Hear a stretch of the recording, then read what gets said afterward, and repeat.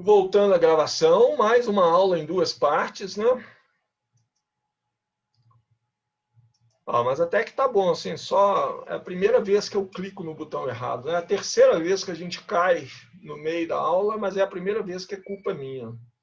A primeira vez eu não lembro de quem que foi, não. A primeira vez, faltou luz aqui em casa, né? A segunda vez foi alguma coisa desse tipo também. E a terceira vez aqui fui eu. Fui clicar no botão share, cliquei no botão fui clicar no botão de compartilhar e cliquei no botão de terminar o encontro. Mas então, voltando aqui, o que a gente quer em eletromagnetismo? Eu quero achar a força sobre uma determinada carga, a gente chama de carga de prova, né?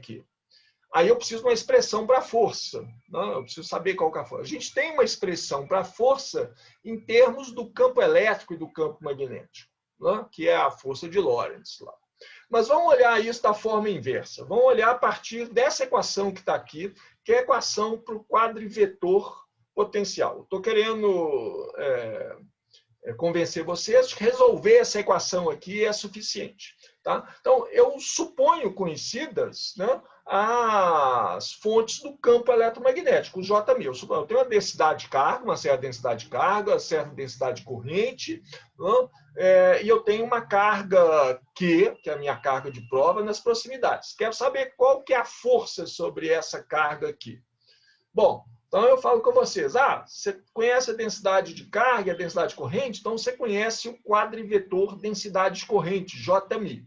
Resolva essa equação aqui. Encontre o quadrivetor potencial AμI. Resolveu isso daí? Ok. Então tá. Então agora, com o quadrivetor potencial na mão, resolva essa outra equação aqui, ache, né, com o quadrivetor potencial, ache o quadritensor F. Se você achou o quadritensor F, você tem o campo elétrico e o campo magnético, né? Então, você pode calcular a força, você pode usar a força de Minkowski, né? E calcular a força em cima da sua carga de prova. Pronto, problema resolvido. Tá? Essa equação de K, né, que é a equação para o vetor X, não vai te acrescentar nada se você está usando o potencial. Né? Porque essa equação aqui, quando você escreve ela em termos potencial, a única coisa que você obtém é que zero é igual a zero, não acrescenta em nada. Basta essa equação que está aqui. Então, essa equação para o quadrivetor potencial AμI e a expressão para a força de Minkowski, não? Ok, eu preciso saber também qual que é a relação entre o quadrivetor potencial AμI e o quadritensor F, né? Que é essa equação que está aqui. Gente, não é essa, não é essa aqui.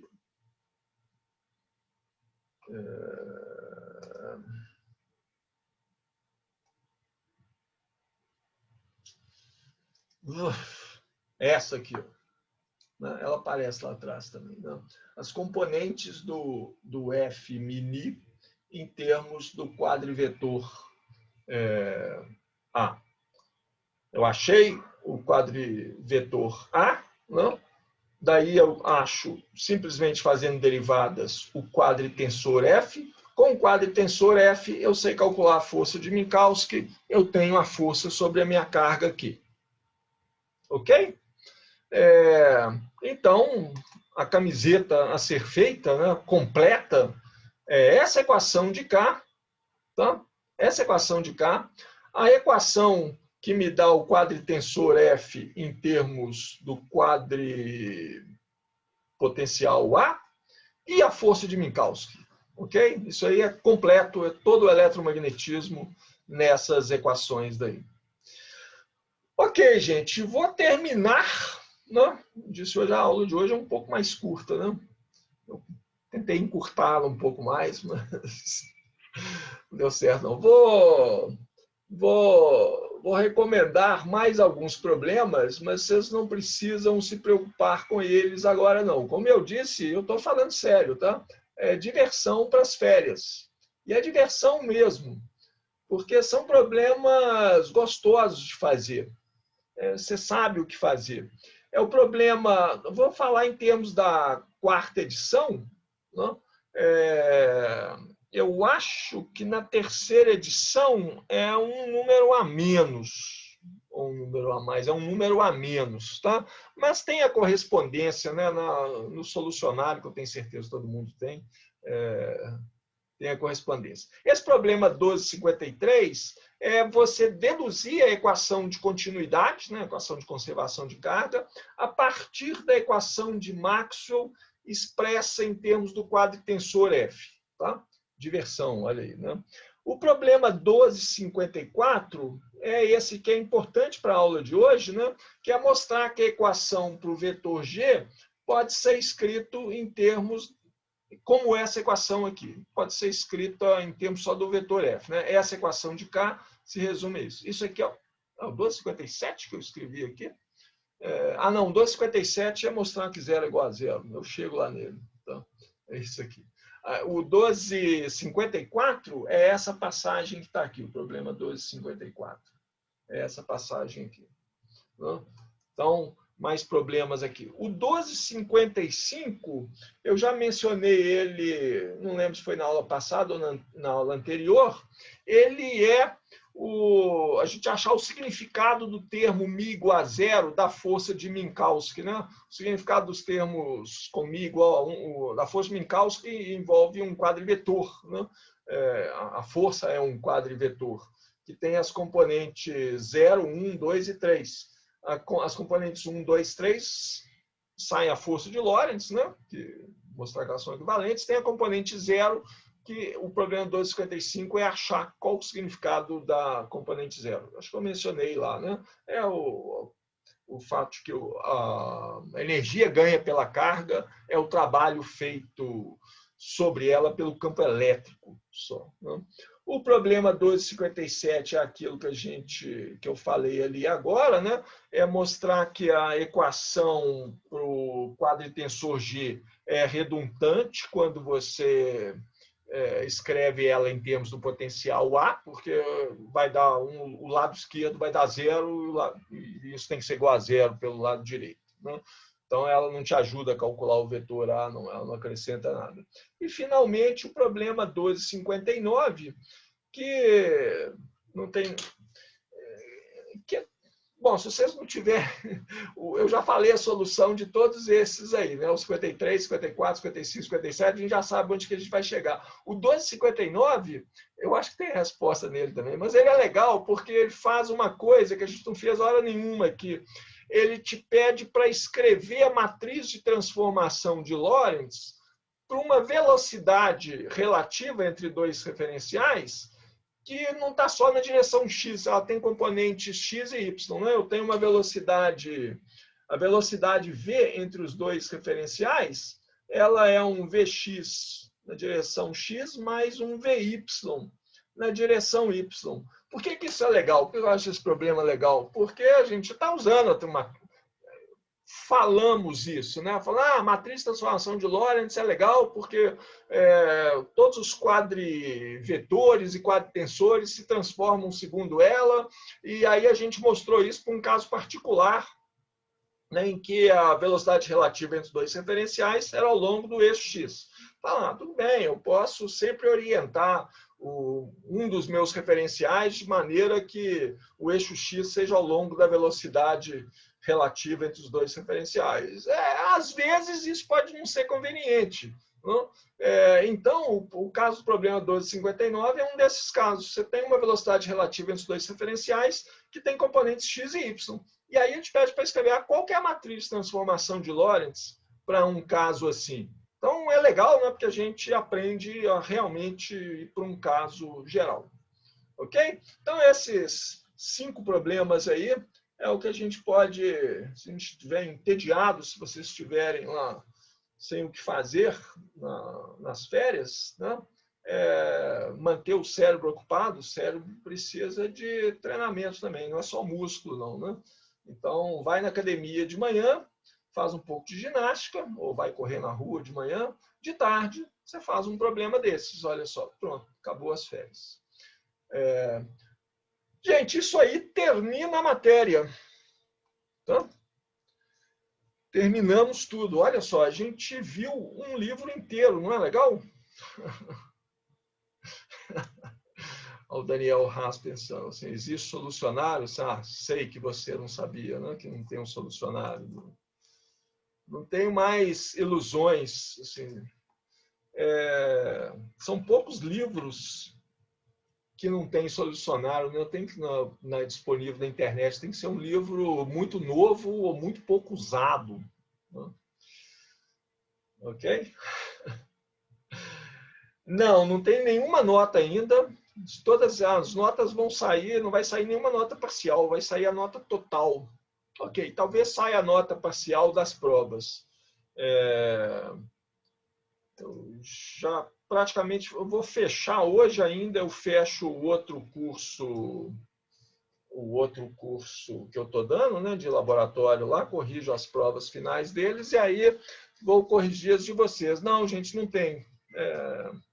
Na verdade, assim, eu prefiro não corrigir antes. Eu me lembro quando eu era aluno e um professor fazia isso comigo, eu ficava furioso. Né? Você chegava no final do curso, você não tinha nenhuma nota, você não tinha a menor ideia onde é que você estava. E agora estou eu aqui fazendo isso com vocês. É a primeira vez na minha vida de professor que eu faço isso, hein? Que eu não dou nenhuma nota até o final do curso. Se já tiveram aula comigo, falam assim, a nota não sai no dia seguinte, a nota no dia seguinte à prova, não, mas ela sempre sai antes da próxima prova. Né? Mas essa vez é também a primeira vez que eu dou um curso remoto. Então a maneira de avaliar também tem que ser um pouco diferente. Mas eu estou confiando que vocês fizeram tudo direitinho. Mas se vocês fizeram tudo direitinho, com cuidado, está tudo bem. Não? Eu realmente vou corrigir, tá? Eu vou olhar passo a passo de todo mundo. Mas eu não estou esperando gastar um tempo inimaginável, não, porque eu acredito que vocês fizeram tudo direitinho. Corrigir uma prova bem feita, né? Uma prova em que está tudo explicado direitinho, é super rápido e está tudo certo. Né? É claro, é super rápido. Provas que dão trabalho para corrigir são provas que estão erradas ou que está difícil da gente entender o que foi feito, mas eu acho que não vai ser esse o caso em nenhuma das provas de vocês, não. Tá? Pois é, a pergunta de sempre é essa, né? O quanto tem de explicar antes de começar os passos que estão lá no roteiro? Olha, sim, faz como se fosse uma sessão do livro. É a primeira recomendação que eu dei lá no trabalho. Né? Produza um texto didático, como se você estivesse escrevendo uma sessão de um livro. Né? Então, imagina, se nós estamos usando um livro que só tem inglês, você tem um colega que não sabe ler inglês de jeito nenhum, né? Mas ele sabe física, até aquela parte ali. Ele chegou até aquela parte de relatividade, mas aquela parte de relatividade não foi traduzida no livro. E você também perdeu o seu livro em inglês, então você vai ter que escrever. Né? Você não vai traduzir o livro, você vai escrever um texto para esse seu colega explicando para ele, olha, é assim que se faz as coisas, tá? É desse jeito que é o raciocínio. Tá? Então, é exatamente assim, você chegou no livro nessa parte de formulação relativística e você vai continuar escrevendo o livro agora nas suas próprias palavras. Tá? Vai sair um pouco diferente, falar, vai todo mundo sair igual, porque todo mundo vai sair o que está no livro. Eu acho que não, acho que vai sair diferente, cada um segue numa linha diferente. Explique como se você tivesse explicado para um colega. Sim, pode supor que o seu colega sabe álgebra linear, né? O mesmo tanto que um colega seu sabe. Né? Pega um colega de exemplo aí, assim, pensa num colega seu e fala, fulano. Não pensa num colega que fez todos os cursos do departamento de matemática lá, sabe, álgebra linear a nível de mestrado de matemática. Não, álgebra linear, tá? Não precisa explicar que é um tensor antissimétrico, mas também não gasta, você gasta meia linha, né, para falar isso. Tensor antissimétrico é um tensor em que T-mimi igual a menos T-mimi, né? Você gasta uma linha. O Gustavo sabe tudo de matemática.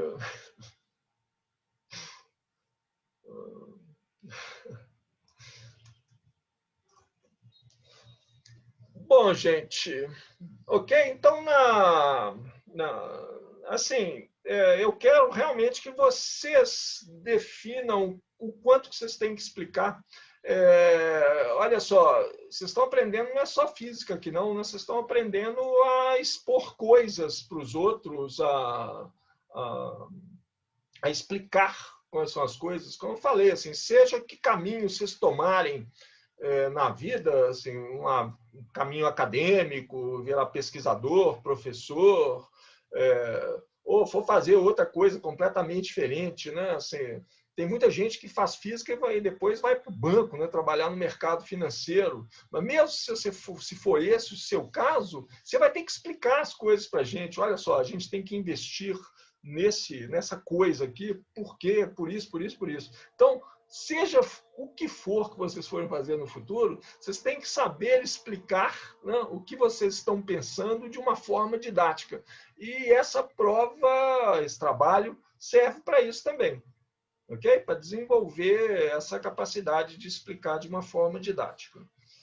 Todas as provas que a gente fez aqui. Sim, olha, pode escrever e escanear ou fotografar, pode digitar tudo no TeX ou no Word. Sendo alguma coisa que eu consigo ler, tá bom, tá? Sim, não é pouco trabalho, não. Tem que escrever muito. Minha estimativa lá era que ia dar umas 10 páginas, mas é isso. Olha, eu passei o curso aqui escrevendo para vocês. Olha o tanto que eu escrevi aqui em todas essas aulas. Enquanto vocês estão aí calmamente sentados em casa, né? Confortavelmente, só olhando eu falar sem parar aqui e escrevendo. Né? Dói a mão escrever nessa telinha aqui também. Agora é a vez de vocês. Ó. Vingança, vingança. Vocês escreveram nas provas, né? E tem isso. Bom, gente, ok? Então, vamos lá, mãos à obra. Na quinta-feira tem aula, ok? Aí, assim, dura o tempo que vocês quiserem, ou só batemos papo aqui. Vocês podem pintar o cabelo, né? Assim, para todo mundo colocar a câmera aí, para a gente poder ver. O que me incomoda nessas aulas assim, é o fato de não ver vocês. Não tem um retorno, né? Não tem um feedback. Quando a gente está dando aula ao vivo, eu vejo pela cara assim, isso aqui não está bem explicado, não. Isso aqui, assim, ou pelo menos eu acho que vejo, né? Aí eu tento explicar de outro jeito, eu falo, não, estou falando feijão com arroz aqui, está todo mundo quase dormindo, entendendo tudo, né? Mas aqui eu não vejo, né? Não vejo a cara de ninguém. Aliás, mesmo se tivesse todo mundo com a câmera, todo mundo está pequenininho, né? Então não dá para ver direito. Mas ok, então, quinta-feira a gente resolve as dúvidas, fechamos o curso, ok? Boa tarde para vocês, bom final de tarde, né? Bom trabalho aí. Qualquer dúvida que aparecer antes de quinta, pode me mandar aí, que a gente tenta resolver, tá? Então, até mais, gente.